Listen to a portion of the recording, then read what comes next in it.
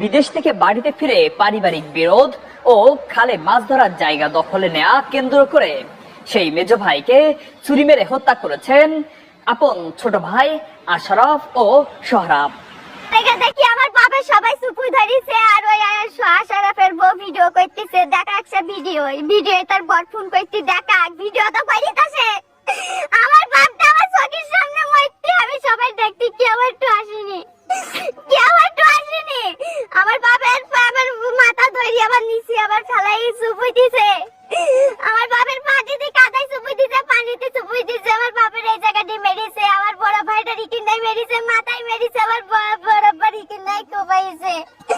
তারা জানে না আমি আমার বাবার অনেক ভালোবাসি। আমার বাপ কোনোদিন থেকে কোনো ক্ষতি করে না। আমি আমার বাপের বলেছি আব্বু ওকে খাওয়াই না, ওরা সামনেতে খাবে পিছনেতে ছুরি মারবে। আর আব্বু বলতো ওরা আমার ভাই হয় ওরা।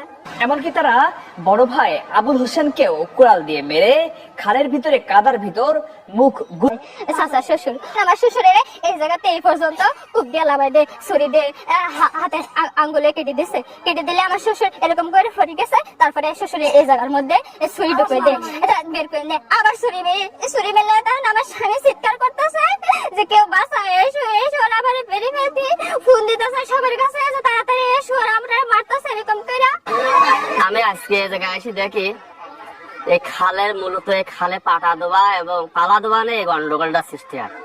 মাছ দিয়ে মাছ ভাগ করা নিয়ে আর এই আগে আর এই কি পারিবারিক গন্ডগোল আছে, এই পালা নিয়ে বেশি কেন্দ্র করে খুন হইলো।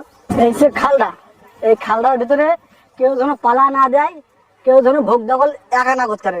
খাল হলো সরকারি খাল, সবাই দখল করবে, সবাই এসে মাছ টাছ মেরে খাবে।